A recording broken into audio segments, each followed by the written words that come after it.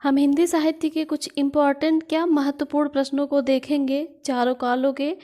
तो पहले हम देखेंगे आदिकाल के प्रश्नों के। आदिकाल को देखने के बाद फिर भक्तिकाल से हम क्रमवार चलेंगे।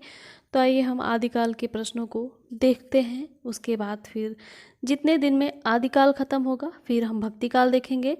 सर्वप्रथम कृष्ण ने उत्तर अपभ्रंश को पुरानी हिंदी कहा है, तो ये इसमें सही होगा। चंद्रधर शर्मा गुलेरी ने कहा है। तो जिसे भी अगर वस्तुनिष्ठ हिंदी के लिए एक पुनीत राय की वस्तुनिष्ठ हिंदी है, जो अगर नहीं अवेलेबल है, ले पा रहे हैं, तो इस वीडियो को देखेंगे, क्योंकि मैं उनके सारे क्वेश्चन इसी में हल करवाने वाली हूँ। और जिसके पास है वो तो बहुत अच्छी बात है। तो आइए हम देखते हैं हिंदी के आरंभिक रूप को अवहट्ट किसने कहा है। तो डॉक्टर भोला शंकर ने कहा है। डॉक्टर भोला शंकर व्यास ने कहा है। इस प्रकार 10वीं से 14वीं शताब्दी काल, जिसे हिंदी का आदिकाल कहते हैं, भाषा की दृष्टि से अपभ्रंश का ही बढ़ावा है।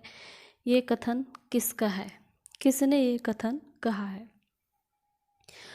और पुनीत राय की जिसने भी किताब नहीं ली हो, हिंदी की ये सबसे बेस्ट किताब है, ले सकते हैं आप। और अगर नहीं ले पा रहे हैं तो उसका पूरा का पूरा मैं अपने वीडियो में ज़रूर बताऊंगी। और समझते चलिए, पढ़ते चलिए और प्रैक्टिस करते चलिए। तो इस किसका कथन है? ये हजारी प्रसाद द्विवेदी का कथन है। और हिंदी के बताएं तो ये ऐसा नहीं है कि टेट में नहीं आएगा, हर पेपर में आएगा। उत्तर अपभ्रंश की रचनाओं का अपने इतिहास में विवेचन करने वाले एवं उस हिंदी साहित्य के अंतर्गत स्थान देने वाले विद्वान कौन है? विद्वान एक ही नहीं है, ऐसे बहुत सारे विद्वान हैं कि उत्तर अपभ्रंश की रचनाओं को अपने इतिहास में विवेचन किया है और हिंदी साहित्य के अंतर्गत उसे स्थान भी दिया है। तो ऐसे बहुत सारे विद्वान हैं, मैं उनका नाम बताती हूँ कौन कौन से हैं। तो इनमें से हैं राहुल सांकृत्यायन, डॉक्टर राम कुमार वर्मा, डॉक्टर श्याम सुंदर दास और हजारी प्रसाद द्विवेदी। उत्तर अपभ्रंश क्या है? उत्तर अपभ्रंश जो है उसे हम और क्या कह सकते हैं?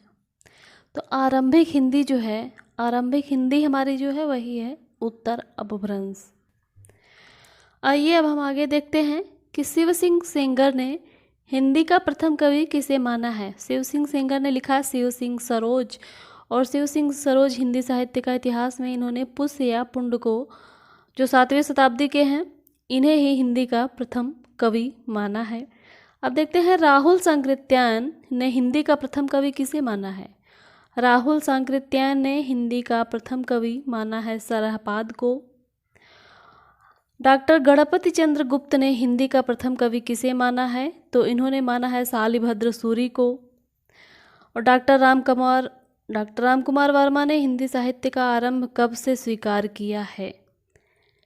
तो इन्होंने किया है 693 ईस्वी से इन्होंने हिंदी साहित्य का आरंभ माना है, इन्होंने स्वीकार किया। सबका अपना अपना अलग अलग मत है।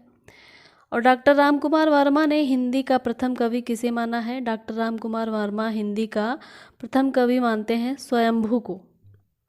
तो आप लोगों ने देखा कि अपने अपने मतानुसार किसी ने कुछ माना है, किसी ने पहला कवि हिंदी को स्वयंभू, तो किसी ने शालिभद्र को, किसी ने सरहपा को माना है।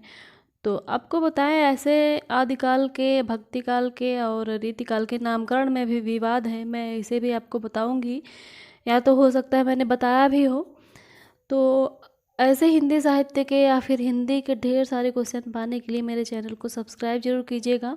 और ये वीडियो अगर अच्छी लगी हो तो इस वीडियो को ज़्यादा से ज़्यादा शेयर करें और चैनल को सब्सक्राइब करें और बने रहिए हिंदी जानने के लिए ममता नोटिस पे।